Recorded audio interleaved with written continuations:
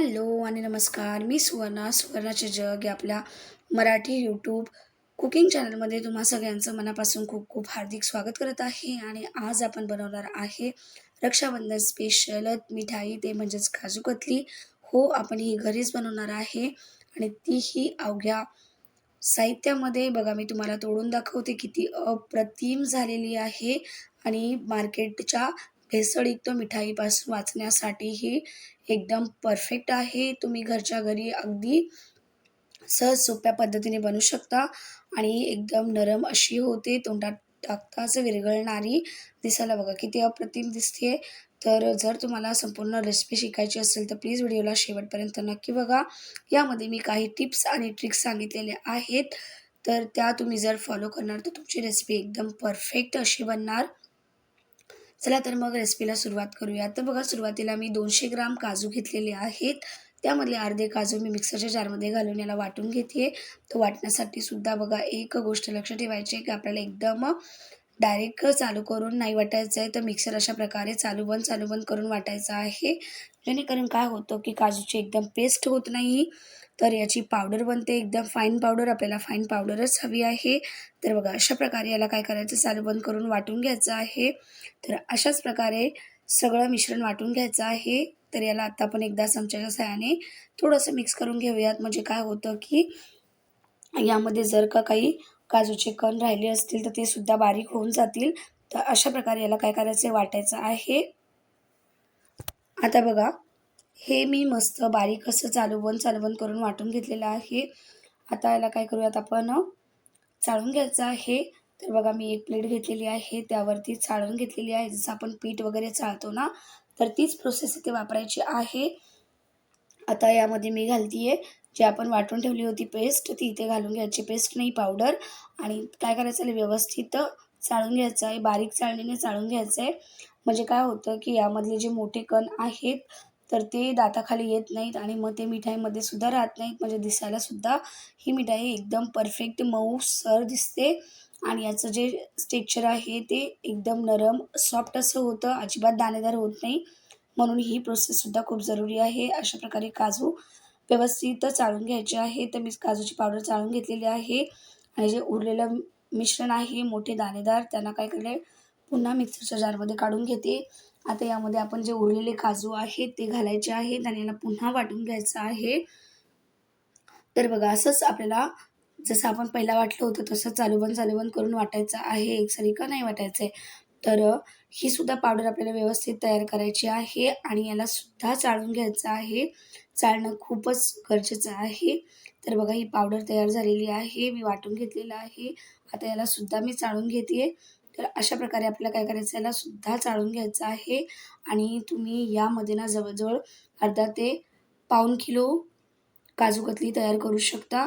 आणि कोणत्याही फेस्टिवलसाठी एकदम परफेक्ट पर्याय आहे. तर याला चाळून घेतलं आहे आणि बघा, थोडंसं रवाळ दाणेदार मिक्सचर राहिलेलं आहे. तर हे आपण नंतर भाजीमध्ये वगैरे वापरू शकतो. आणि अशा प्रकारे बघा, मी एकदम फाईन पावडर करून घेतलेली आहे काजूची. आता यामध्ये आपल्याला अजून एक सिक्रेट जिन्नस घालायचा आहे, तो म्हणजेच दुधाची पावडर. तर बघा, इथे दुधाची पावडर मी 4 चमचे घेतलेली आहे. तर याने काय होतं ना, की आपली जी काजू कतली आहे त्याला सॉफ्टनेस येते, रिचनेस येते आणि माव्याची चव येते. तर त्यामुळे इथे हे आवर्जून घालायचं आहे. आणि याला काय करायचं आहे, पुन्हा एकसरी मिक्स करायचं. तर मी 4 चमचे इथे वापरलेली आहे आणि याला व्यवस्थित मिक्स करून घ्यायचं आहे. बघा, अजिबात यामध्ये गुठल्या वगैरे राहिल्या नाही पाहिजेत. तर बघा, अजिबात यामध्ये गुठली वगैरे राहिलेली नाही आहे. मिश्रण व्यवस्थित मिक्स करून झालेलं आहे. आता या स्टेजवर काय करायचं आहे, आपल्याला एक कढई ठेवलेली आहे मी गॅसवरती. अर्धा कप, अर्धी वाटी इथे मी साखर घेतलेली आहे. त्यामध्ये 3 चमचे पाणी घातलेलं आहे आणि याला काय करायचं, आपल्याला उकळून घ्यायचं आहे.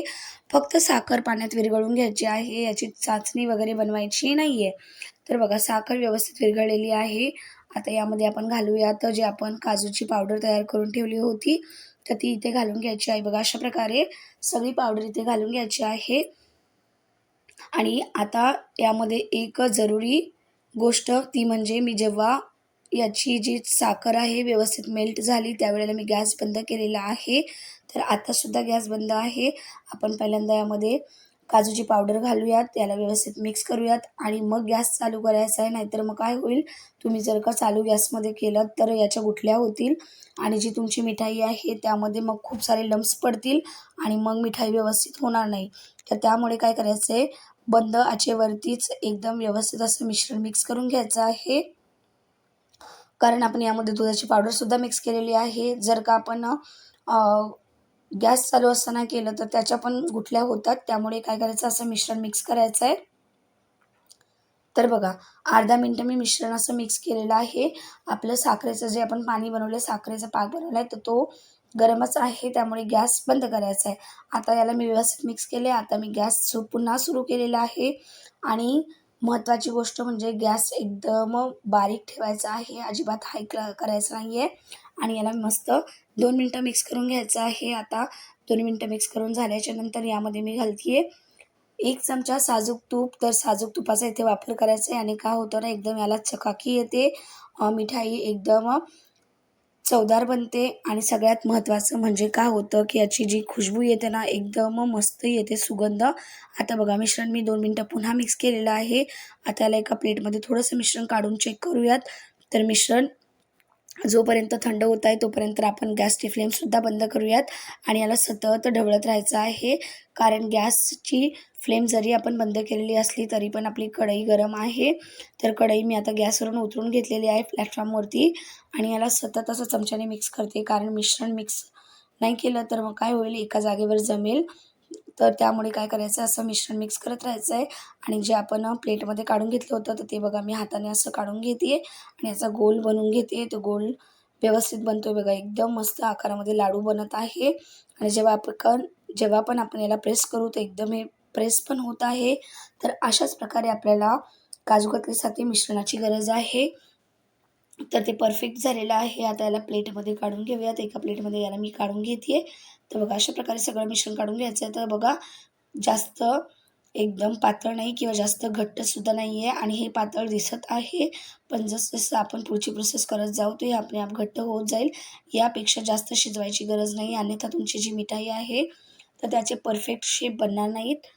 तर बघा, अशा प्रकारे मी सगळं मिश्रण यामध्ये काढून घेतलेलं आहे आणि गॅसची फ्लेम एकदम मीडियम ठेवायची, नाही तर मग काय होईल, मिश्रण तुमचं खाली करपून जाईल ना, मग याची चव एकदम खराब होणार. तर बघा, अशा प्रकारे काय करायचं आहे, याला सतत मिक्स करायचं. आता प्लेटमध्ये सुद्धा याला मिक्स करतच राहायचं आहे कारण मिश्रण आतासुद्धा गरम आहे. अजिबात याला पूर्णपणे थंड करायचं नाही आहे. मिश्रण हलकं गरमच हवं आहे. तर मिश्रण आता जास्तच गरम आहे कारण आत्ता लगेच मी कढईमधून काढलेलं आहे. यामध्ये 1 चमचा तूप घातले आणि याला पुन्हा असं मिक्स करत पुन्हा याला काय करायचं, तूप घालायचं आणि मिक्स करत जायचं आहे. म्हणजे मिश्रण व्यवस्थित थंड देखील होईल आणि काय होईल, की हे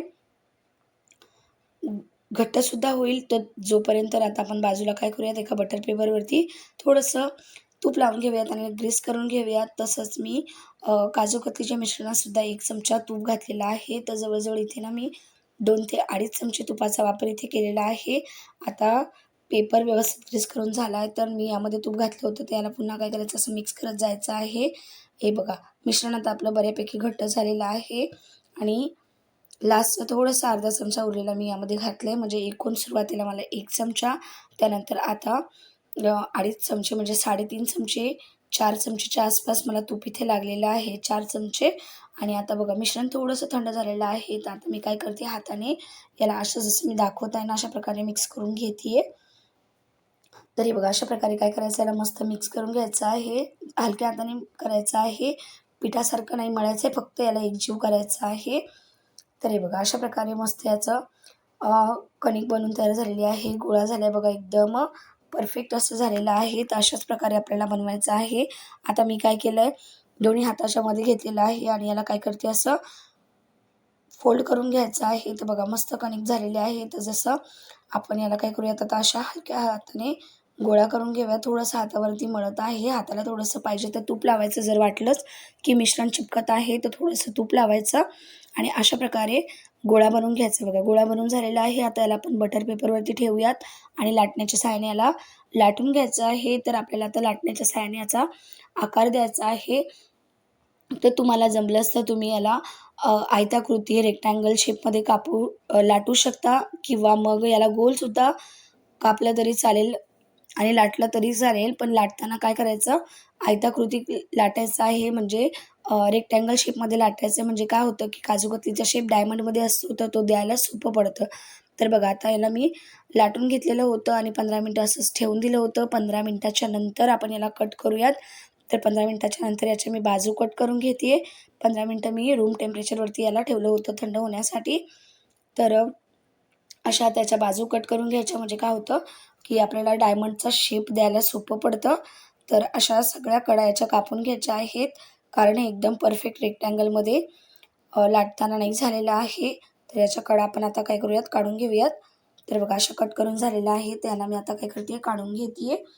तर कडा बघा मस्त काढून झालेल्या आहेत. तुम्हाला हवं असेल ना, तर तुम्ही इथे चांदीचा वर्क असतो ना, तो सुद्धा लावला तरी चालेल. तर तो फक्त सजावटीसाठी असतो. त्याने चव वगैरे काही वाढत नाही. तर त्यामुळे मी इथे वापरलेलं नाही आहे. तुम्हाला हवं असेल तर तुम्ही लावू शकता. आता याला मी बघा अशा लांब पट्ट्यांमध्ये कापून घेते आहे. तर मी इथे 1.5 सेंटीमीटरच्या आसपास याला अंतर ठेवलेलं आहे आणि कापून घेतलं आहे. त्यानंतर बघा असं दाखवते व्हिडिओमध्ये त्याप्रकारे क्रॉस पट्ट्यासुद्धा कापून घ्यायच्यात म्हणजे परफेक्ट अशी डायमंड शेप येतील. आपण जसं शंकरपाळी कापतो ना, तर त्याच प्रकारे याला कापून घ्यायचं आहे. तर बघा एकदम परफेक्ट असं हे कापून झालेलं आहे आणि दिसायला बघा किती मस्त दिसते. मी तुम्हाला ना जवळून दाखवते. तर हे बघा एकदम परफेक्ट अशी झालेली आहे आणि याची जाडीसुद्धा जास्ती नाही आहे. एकदम अर्धा सेंटीमीटरच्या आसपास आहे. तर बघा एकदम परफेक्ट अशी मिठाई आपली झालेली आहे तयार. याला आपण प्लेटमध्ये काढून घेऊयात. तर तुम्हाला हवं तसं तुम्ही सजवू शकता.